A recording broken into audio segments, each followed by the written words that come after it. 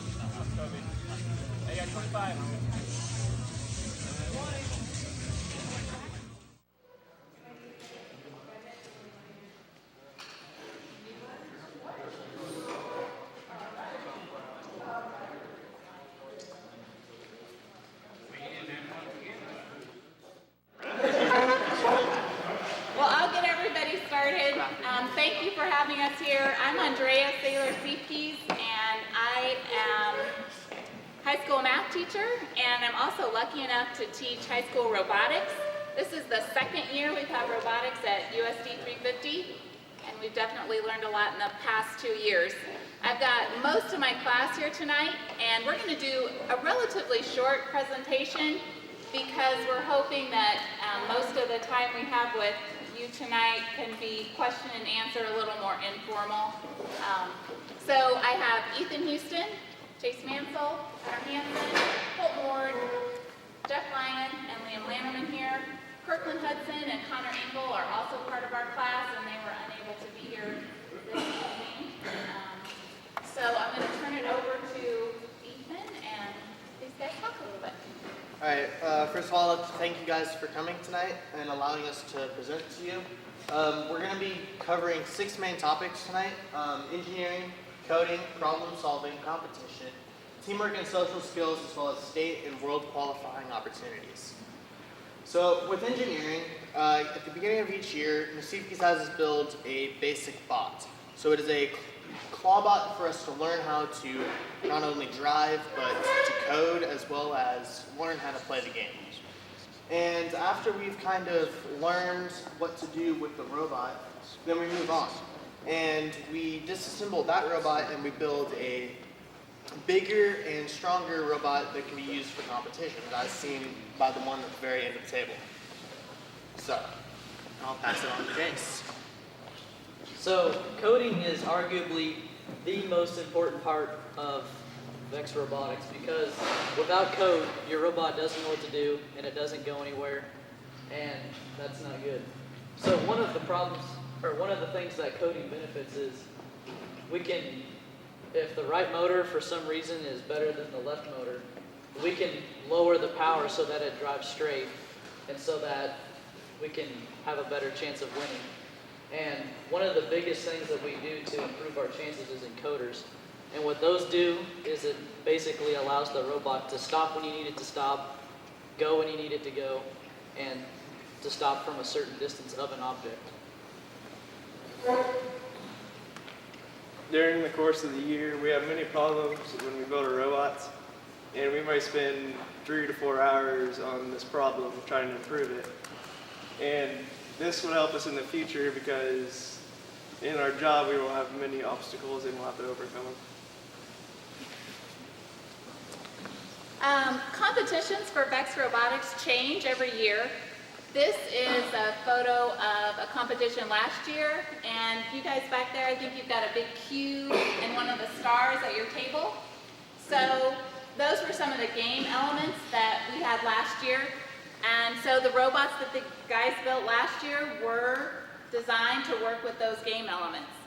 This year's game elements are different. We've got a couple on this front table. We have a mobile goal, the red piece, heavy, and a lot of yellow cones to stack.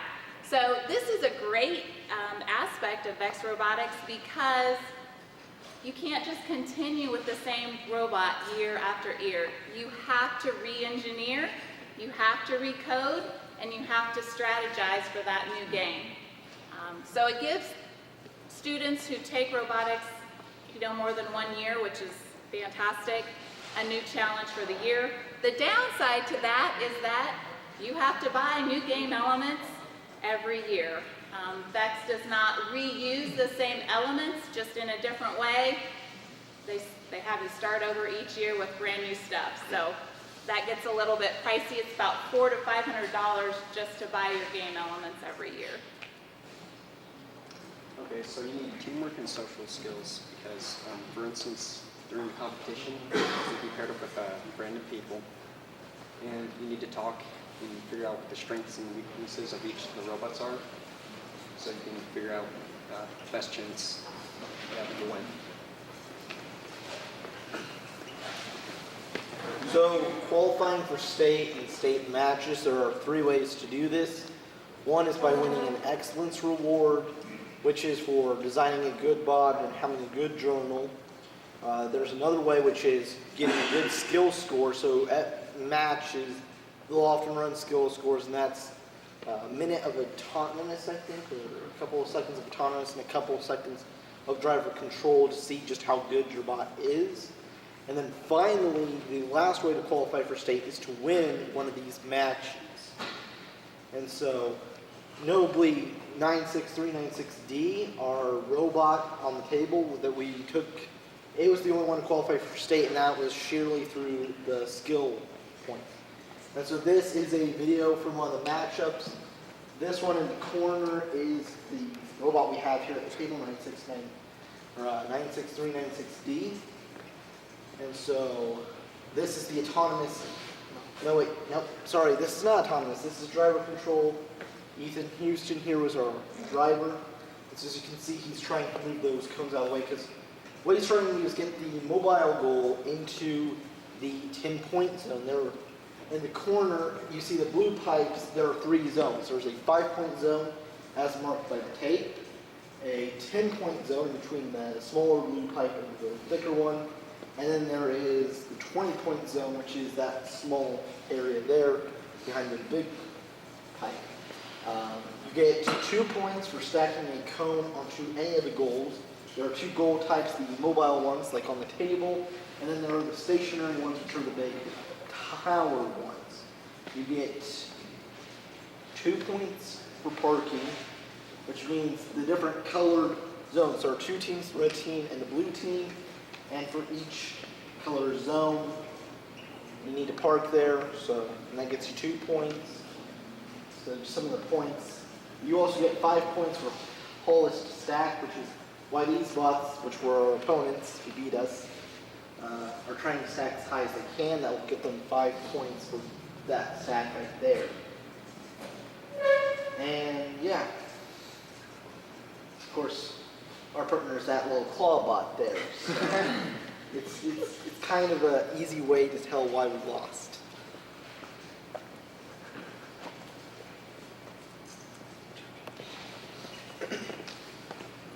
Sorry guys, I lost my spot.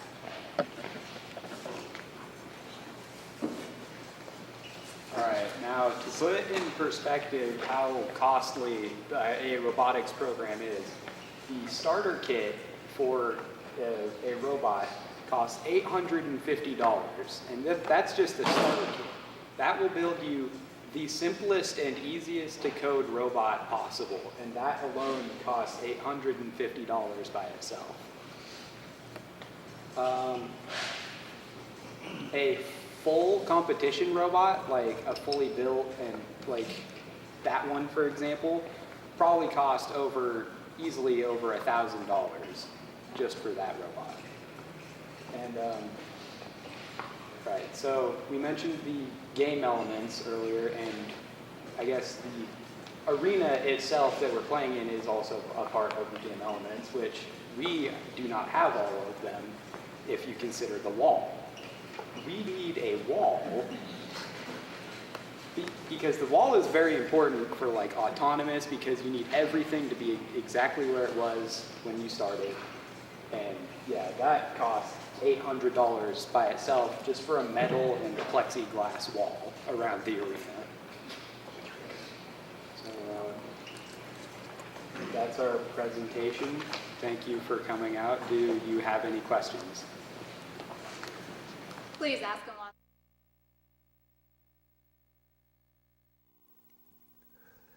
Well, that's an exciting story about robots. Now we switch to the weather for this week. And we're going to be pretty happy with the beginning of the week. And it looks like spring is almost here. Today is cloudy, 51 the high, 36 the low. Wednesday, partly cloudy, 59 the high, 31 the low. And then Thursday and Friday. Thursday is cloudy, Friday partly cloudy, 58 the high both days, 40 the low on Thursday, and 44 the low on Friday. And then we could almost get fooled by Saturday. Saturday is going to be the only sunny day of the week, and it'll be windy. The high temperature, though, will be 63. But then look out, nature's throwing us a curve, because the low temperature will be 25, and then on Sunday we're back again into being really cool for the year. So partly cloudy on Sunday, 38 the high, 23 the low. So it looks like our adventure into late spring is not going to be here yet. Well, our next item, despite the cold and the damp weather progress that we've been having, the new grocery store continues to be built. The following is a short video of yesterday's activity as Mansell Concrete Construction prepares the ground for the footings and the concrete floor for the new grocery store.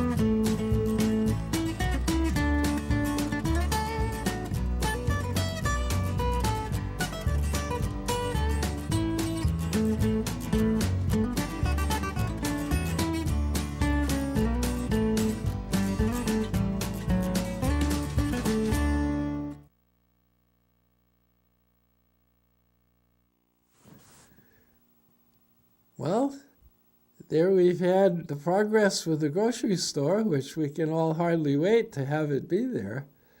This now is the lunches at the senior fellowship lunches at the Sunflower Senior Center, and these are the menu for this week. On Tuesday, they're having spaghetti with meat sauce. On Wednesday, baked turkey patty and whipped sweet potatoes. On Thursday, pork chops, mushroom gravy, and boiled potato. And on Friday, baked fish and mashed potatoes. Next, we have a short video featuring some of the sponsors that make this possible. Please check our bulletin board for further information. Also, let them know that you watched the show and you appreciate their sponsorship. If you would like to be a regular sponsor of SSC TV3 News, contact us at ssctv3@gmail.com.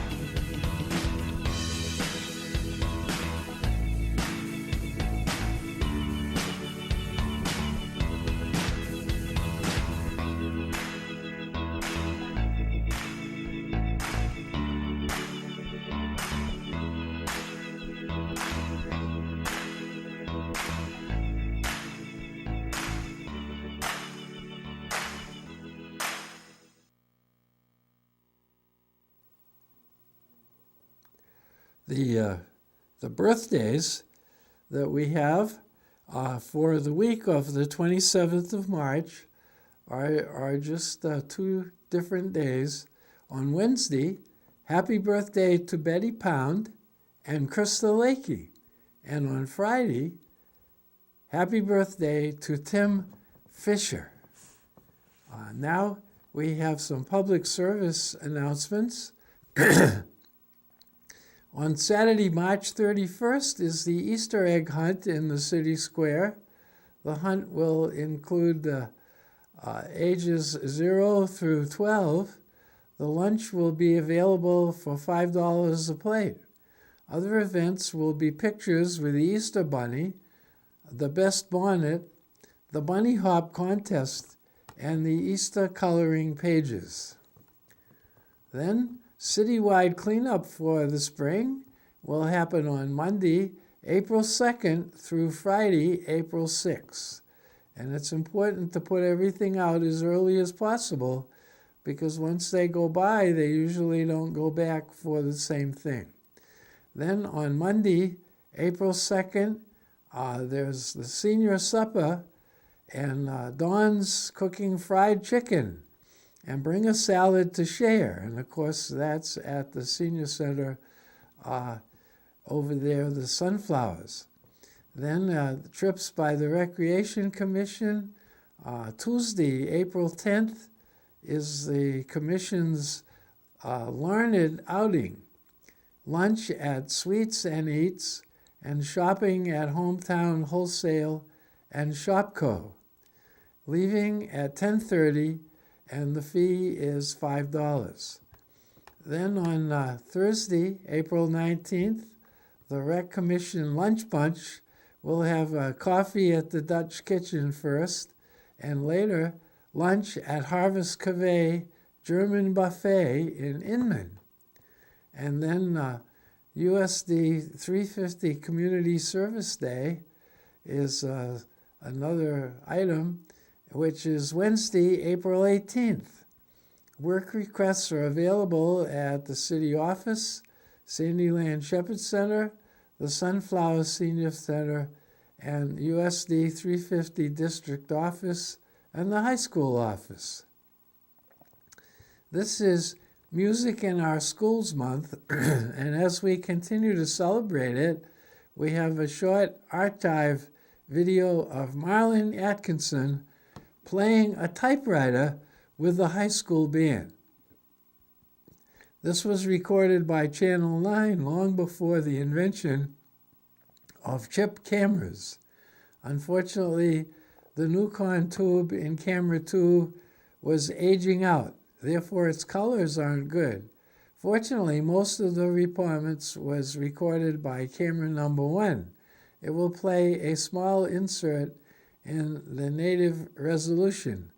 Because the original recording was a 640 by 480, replaced by a format not the modern in 1920 by 1080 progressive format.